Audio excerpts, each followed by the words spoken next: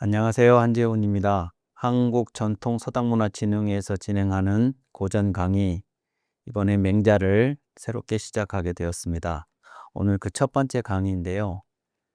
맹자 본문에 들어가기에 앞서서 맹자라고 하는 인물과 그 맹자의 사상을 담고 있는 고전으로서의 맹자, 이런 것들에 대한 기본적인 소개를 먼저 첫 번째 강의에서는 진행을 하도록 하겠습니다. 맹자 그러면 이제 일반적으로 가장 많이 알려져 있는 내용이 여기 보시는 것과 같은 맹모 삼천입니다. 맹모 삼천은 맹자 어머니가 맹자를 교육하기 위해서 이사를 3번 했다, 3번 옮겼다 하는 맹모 삼천인데, 이 이야기는 실은 이제 맹자라는 책이라든가 이런 데에는 실려 있지 않습니다. 그리고 맹자가 나중에 이제 위대한 사상가로, 또 철학자로, 또 스승으로 이렇게 추앙이 되면서, 그러면 그 맹자라고 하는 분은 어떤 그 어린 성장 과정을 거쳤을까 하는 것들에 대한 이제 궁금함이 있었을 것이고, 그 궁금함에 대한 그 소개의 일화로 그렇게 전해지고 있는 이야기입니다. 뭐 다 아시는 것처럼 이제 맹자가 첫 번째 살았던 마을은 이제 공동묘지가 있었던 이제 그런 산 아래 어느 동네였던 것 같습니다. 그래서 거기에서 이제 매일 사람들이 장례를 치르러 그곳으로 찾아오고, 이제 그러다 보니까 매일 무덤을 조성을 하고 그 앞에서 사람들이 곡을 하고 그런 모습을 보고 있는 맹자입니다. 그래서 그 맹자가 그런 사람들의 모습을 늘상 보니까 끄떡하면 이제 이렇게 그 무덤처럼 흙을 모아놓고 그 앞에서 곡을 하고 뭐 하는 그런 모습을 맹자 어머니가 보게 되어서, 그래서 여기는 우리 아이를 기를 곳이 못 되겠다 싶어서 이제 이사를 가야겠다 해가지고 이제 간 것이 시장통으로 이제 이사를 가게 됐다는 것이죠. 그래서 시장에 이사를 가니까 이 시장에서 물건을 파는 상인하고 물건을 사는 그 고객하고, 또 거기에 이제 손님들을 불러 모으는 호객 행위를 하는 사람들, 늘상 이제 그런 모습만 맹자가 보게 되는 것이죠. 그래서 이제 맹자가 매일 저런 상인들 흉내를 내고 흥정을 하고, 또 거기서 뭐 또 싸움을 매일 보기도 하고 뭐 이제 이렇게 하니까, 역시 어머니가 내 아들을 여기서 키우면 안 되겠다 해가지고 또 이사를 가게 된 것이 학당 옆으로 이사를 갔다 하는 것입니다. 그래서 이제 학당으로 이사를 가니까 맹자가 그 공부를 하는 친구들의 모습을 보면서 자신도 따라서 공부를 하는 그 모습을 이제 흐뭇하게 어머니가 지켜보고 있는 모습입니다. 자, 그래서 이제 이렇게 맹모 삼천이라고 하는 것이 맹자가 어떻게 그 어머니의 교육을 위한 그런 지혜로운 이사, 그런 것들을 통해서 맹자가 성장을 하게 되었다 하는 이제 그런 것을 설명해 주는 이야기이면서, 동시에 이제 전통 사회에서는 아이들을 키울 때 맹자와 같은 위대한 사상가도 그 어머니가 아이들을 어디서 키워야 하는가 하는 고민, 그리고 가능하면 아이에게 선한 영향을 미칠 수 있는 그런 장소로 교육 환경을 조성을 해줘야 하는 것의 중요성, 이런 것을 이야기하는 이제 그런 이야기로 많이 언급이 되고 있죠. 이제 그거보다는 많이 알려져 있지 않은데 이런 고사도 있습니다. 이것은 맹모단기라고 하는 것인데요. 이 단자는 끈을 단, 요 기자는 배틀 기 해서 맹모가, 맹자 어머니가 배틀을 끊었다, 단절했다, 이런 이야기인데, 이 그림은 이제 옛날부터 이렇게 이제 이런 그림들로 전해지고 있는데, 여기 이제 서원이라고 이렇게 되어 있는데, 이건 이제 후대에 서원이라는 용어는 처음 등장한 것이 당나라 때부터 등장을 한 것으로 그렇게 학자들이 추정을 합니다. 그러니까 당나라 이전의 시기에는 서원이라는 말 자체가 없었던 것이죠. 당연히 그렇다면 맹자 당시에도 서원이라는 용어는 있을 수가 없습니다. 이제 그런데 이 그림을 그린 시기가 이제 후대이다 보니까 글 공부를 하는 곳을 이렇게 서원이라고 표기를 해 놓은 것이죠. 이분이 이제 맹자고 이분이 맹모라고 되어 있습니다. 어느 날 맹자가 이제 뭐 이제 요거하고도 연결되는 이야기라고 볼 수도 있겠는데, 맹자를 이제 공부를 시키기 위해서 어머니가 학당에 보냈는데, 어느 날 맹자가 학당을 갔다가 이제 돌아오는 시간에 돌아왔습니다. 돌아왔는데 어머니가 그 맹자를 딱 보아하니 학당에 갔다 온 게 아닌 것 같아요. 그러니까 아이는 어린아이 맹자는 어머니한테 학당을 다녀온 것처럼 그렇게 이제 잘 학당 다녀왔습니다 이렇게 이제 인사를 했겠는데, 어머니가 딱 보니까 학당을 다녀온 모습이 아닌 거죠. 어머니들의 이제 촉이죠. 그래서 오늘은 뭐 학당에서 별일 없었느냐 하니까, 예, 별일 없었어요. 그래서 공부도 잘하고 왔냐 그랬더니 잘하고 왔다고 그러는 겁니다. 그러다가 어머니가 갑자기 알았다 그러더니 배틀에서 이제 배를 짜고 계셨는데, 배틀로 오더니 이 가위를 가지고 이 배를 싹둑 잘라버리는 거예요. 그러니까 어머니가 애써서 배를 짜서 그것을 가지고 이제 생계를 꾸려가고 어머니가 고생하고 하는 것을 맹자가 알고 있었고, 어머니가 저 배 한 피를 짜려면 얼마나 많은 수고를 하셔야 되는지도 알고 있는데, 그렇게 애써서 짠 그 배를 가위로 잘라버린 것이죠. 그러니까 맹자가 깜짝 놀랐습니다. 어린 맹자가. 그래가지고 어머니 왜 배를 그렇게 자르시냐고 그렇게 이야기를 하니까, 어머니가 배를 자른 것이 아까운 것이 아니라 배를 짜다가 이렇게 중간에 마지막까지 완성을 못하고 중간에 짜던 배를 이렇게 가위로 자르면 그동안에 짜놨던 배가 다 이렇게 쓸모가 없게 되지 않느냐. 그런데 이거보다도 더 중요한 것이 네가 공부를 하는 거다. 공부를 하다가 중간에 중단을 하면, 그러면 마치 이 엄마가 이 배를 짜다가 저 배를 중간에 가위로 자르는 거하고 똑같은 것이다. 그거보다 더 심한 것이다. 라고 어머니가 이야기를 했다는 겁니다. 그래서 그 어머니의 그런 가르침을 받고 맹자가 다시는 이제 공부를 중단을 하지 않는 이제 그런 교훈을 얻었다 하는 것이 바로 이 맹모단기라고 하는 이 고사죠. 그 다음에 세 번째가 맹모수신입니다. 이 맹모수신도 많이 알려져 있지 않은 것인데, 이 지킬 숫자에 믿을 신, 맹모수신이죠.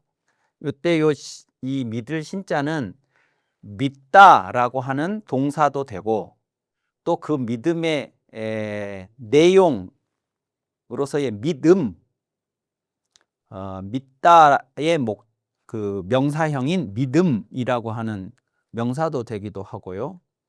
이제 그런데 이것이 또 무엇도 되느냐 그러면, A하고 B하고의 관계에서 믿음, 서로 간에 믿고 그 믿음이 형성이 되는 내용으로서의 약속이라고 하는 뜻도 있습니다. 요 신자애가.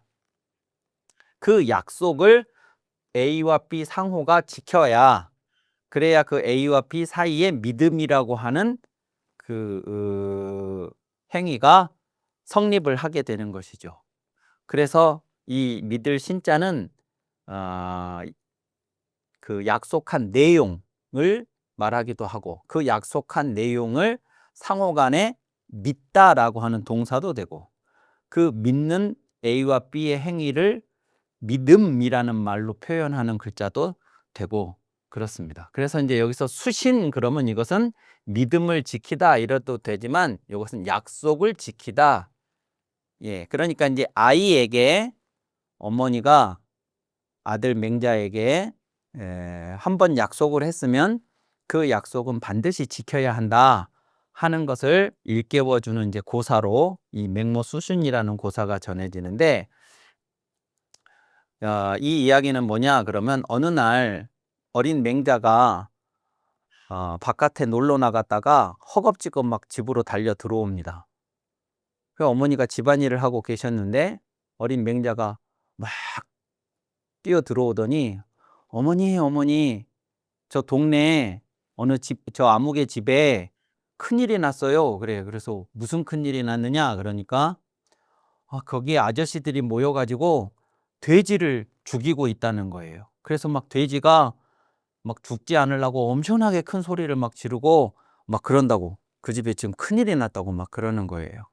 그러니까 그 어머니가 그 아저씨들이 큰일이 난 게 아니고 아저씨들이 오늘 돼지를 잡으려고 그래서 그런가 보다 이렇게 이야기를 했죠. 그랬더니 맹자가 그 아저씨들은 왜 돼지를 죽이는 거예요? 막 이렇게 이제 물어요.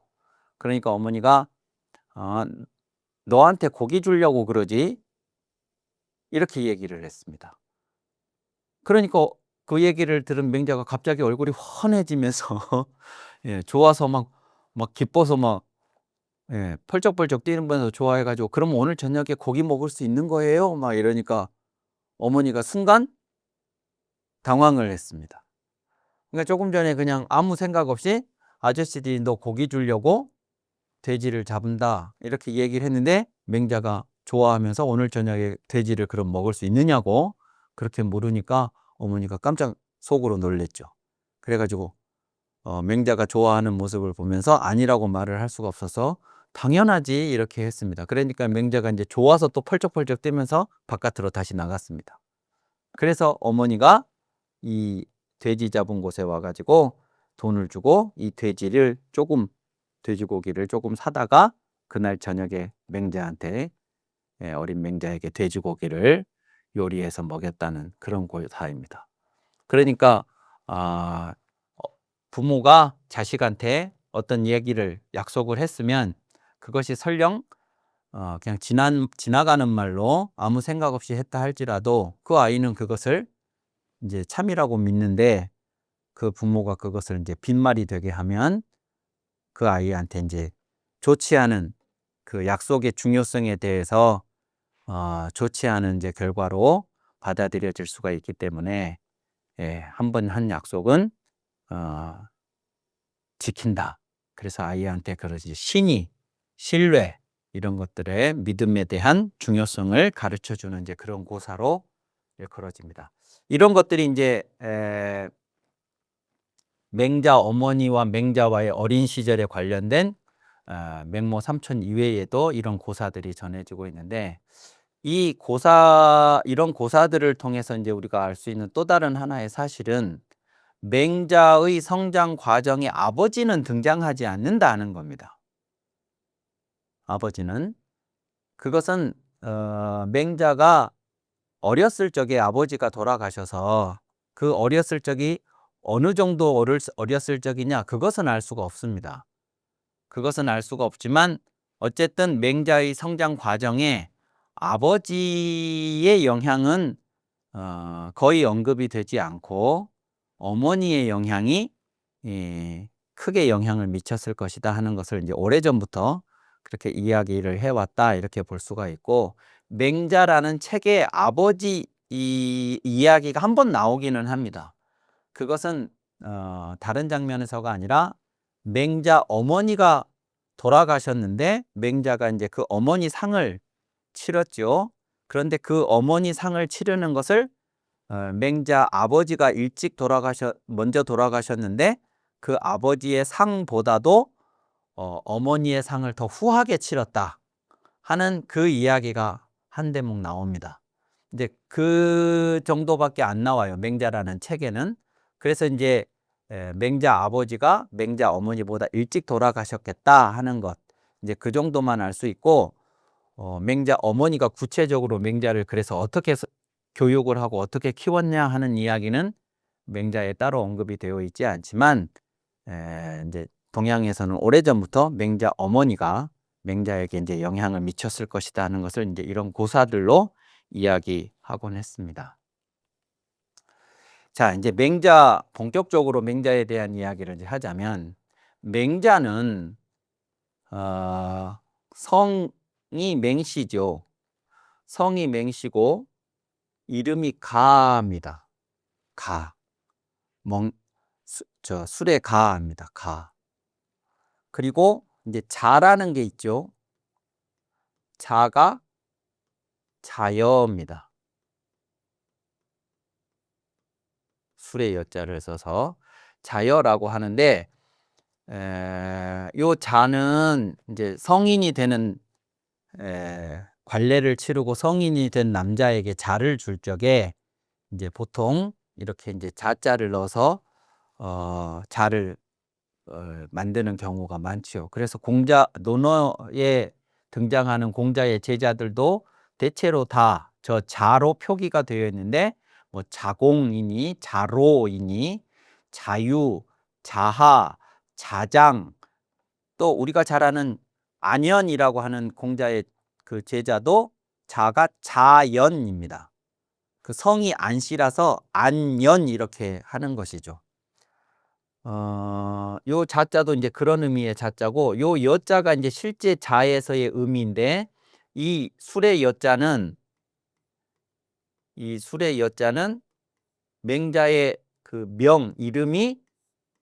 이름이 가기 때문에 술의 가에서 따온 그래서 이제 자로 응용한 이제 그런 글자라고 이제 보실 수가 있겠습니다. 그래서 그 자신을 지칭하는 이름, 태어나면서 부여받은 그 이름을 성인이 되면 새로운 이름으로, 자라는 이름으로 이제 바꿔 부르게 되는데, 새로운 이름을 부여하게 되는데, 그 자라는 것을 지을 적에 그 사람의 원래 이름에 근거해서 그 원래 이름이 가지고 있는 의미를 더 보완하고 완성시켜 줄 수 있는 의미를 담아서 자를 짓게 됩니다. 그러니까 항상 자는 자신의 본래 이름하고의 상관관계를 늘 갖게 되는 것이죠. 모든 자들이 다 거의 대부분 이제 그렇습니다. 그래서 이제 맹자는 이제 이런 분인데, BC 372년에서 289년까지 살았을 것으로 그렇게 이제 그 시기에 활약을 했을 것으로 추정이 되는 분입니다. 근데 이제 이 맹자라고 하는 분은 공자라고 하는 분하고 공자하고의 관계를 빼고는 설명을 할 수가 없는, 그러니까 이제 공자로부터 가장 큰 영향을 받은 분입니다. 근데 공자라고 하는 분은 이제 우리가 논어를 할 때도 많이 말씀을 했고 공자의 말씀도 많이 공부를 했지만, 공자는 이제 기원전 551년부터 479년까지 이렇게 이제 사셨을 것으로 추측이 이제 되는 분입니다. 그래서 공자하고 맹자하고는 동시대인은 아닌데, 공자가 춘추시대와 전국시대가 있다 그러면 춘추시대가 기원전 770년부터 기원전 475년까지 약 300년입니다. 약 300년인데 그 막바지에 공자가 이렇게 이제 활약을 하신 것으로, 그러니까 춘추시대의 마지막 부분 이고, 맹자는 기원전 372년부터 289년까지 활동을 했는데, 전국시대가 475년부터 기원전 221년까지니까 맹자는 전국시대 약 250년 정도 되는 그 전국시대에서 중후반에 해당하는 시기에 살았던 분으로, 활약했던 분으로 이렇게 볼 수가 있습니다. 그래서 춘추시대 말기의 공자와 전국시대 중후기의 맹자 공자는 동시대가 아니고 이제 시간차가 있는데 약 200년 가까운 200년은 못 되고 겹쳐지는 시간이 약 한 100년 이상 100년에서 150년 텀을 두고 공자와 맹자가 이렇게 있었다. 그런데 같은 시기는 아니지만 맹자가 공자에게 큰 영향을 받고 그렇지만 이제 활약했던 시기가 달랐기 때문에 맹자의 문제의식은 공자의 문제의식하고 또 좀 다른 시대적 환경, 배경을 가지고 있어서 공자의 사상으로부터 영향을 받았지만 공자의 사상을 자신이 살았던 전국시대의 시대 상황에 재해석을 해서 공자의 사상을 재해석을 해서 새로운 사상으로 더 그 시대에 적합한 사상으로 재해석을 해서 설파를 했던 그런 분이다. 이렇게 이해를 하실 수 있겠습니다. 시간적으로는 그렇게 약 이제 100여 년에서 150년 좌우로 그런 이제 시간차를 가지고 공자와 맹자가 이렇게 계셨다면 공자가 태어나서 살았고 주로 활동했던 나라가 노나라죠. 노나라고 그 노나라의 수도가 여기 이제 곡부고요. 그리고 그 노나라의 아래쪽에 여기 추라고 하는 이렇게 씁니다. 추라고 하는 자그마한 나라가 있습니다. 조그만한 자그마한 나라가 있는데 그 추에서 맹자가 태어나셨다. 그래서 추 땅 사람이라고 이제 그렇게 보통 이야기를 하죠. 이것을 현재 중국의 산동성 곡부시 지도에 비추어 보면 요 파란색 부분이 여기가 공림, 공부, 공묘. 그래서 요 공부가 공자의 마을 이런 뜻이죠. 그래서 공자가 태어나셔서 성장하고 이제 주로 생활하셨던 그 지역을 공부라고 하고 공자가 돌아가셔서 묻힌 곳, 그 묘역이 있는 곳을 공림이라고 합니다. 공림이라고 하고 이제 공자의 위패를 모시고 제사를 지내는 사당이 공묘죠. 사당묘자. 그래서 이제 여기 공림, 공부, 공묘가 이제 이쪽에 있고 여기 안묘라고 해서 안자의 묘도 있고 여기 안자의 무덤이 있는 안림도 있고 그렇네요. 그리고 이제 여기가 이산이라고 하는데 요새는 이산이라고 요렇게 이산 이렇게 쓰는데 원래는 여기 이구산이라고 했던 산입니다.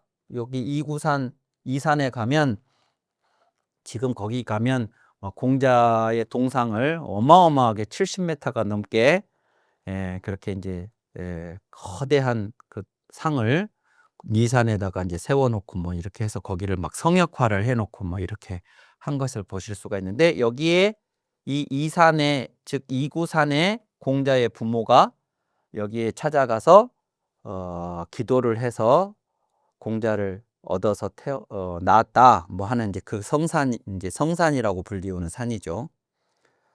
그래서 이제 그 이구산의 이 구자를 따서 공자의 이름도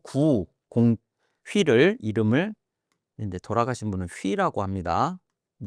명이라고 하기지 명을 살았을 때 명을 돌아가시면 이제 휘라고 숨길 휘, 꺼릴 휘 해서 휘라고 이제 부르는데 이제 공자의 휘가 구를 이구산에서 이제 따다 이름을 지었다.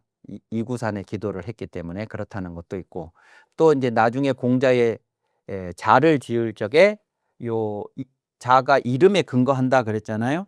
근데 공자의 자가 중리입니다. 중리할 때 요 이자는 이구산 할 때 그 이자죠. 그래서 휘에 들어가는 구자하고 자에 쓰인 이자하고를 합하면 이제 이구가 되는 것이고 요 앞에는 아까 이제 자자 같은 거 쓴다 했는데 요 자자를 쓰기도 하고 자자가 아니라 이제 형제가 있다면 그 자를 받는 사람이 형제가 있다면 그 형제 중에 몇째인가 하는 것을 알려주는 표기해 주는 글자를 요 앞에 쓰기도 합니다. 그래서 이제 공자는 둘째 아들이었다 하는 것을, 즉 공자의 아버지 숭량을에게는 아들이 또 한 사람이 있었습니다. 냉피라고 하는 공자의 이제 이복 형님이 한 분이 계셨고, 공자는 이제 다른 배에서 태어난 안씨 부인에게서 태어난 이제 아들이죠. 그래서 이제 중리 이렇게 한 겁니다. 여기가 이제 공자의 고향인데, 요 밑에 보시면 여기 맹자고리라고 이렇게 되어 있습니다. 고리라는 말은 고향 마을이라는 뜻이죠. 그러니까 이제 공자의 지역하고 맹자의 지역이 그리 멀지 않다 하는 것을 거리적으로 확인을 하실 수가 있겠습니다. 공자와 맹자의 그런 그 시간적 또 공간적 그 관계를 보셨고, 이제 다음 시간에는 공자와 맹자의 이제 사상적 연계성을 춘추 전국 시대라고 하는 그 시대에 대한 개략적인 설명을 통해서 맹자와 공자가 어떻게 같고 또 어떻게 영향을 받았고, 그렇지만 또 어떻게 또 다른지, 그런 것들에 대한 설명을 다음 시간에 이어서 드리도록 하겠습니다. 이번은 이것으로 마치겠습니다. 감사합니다.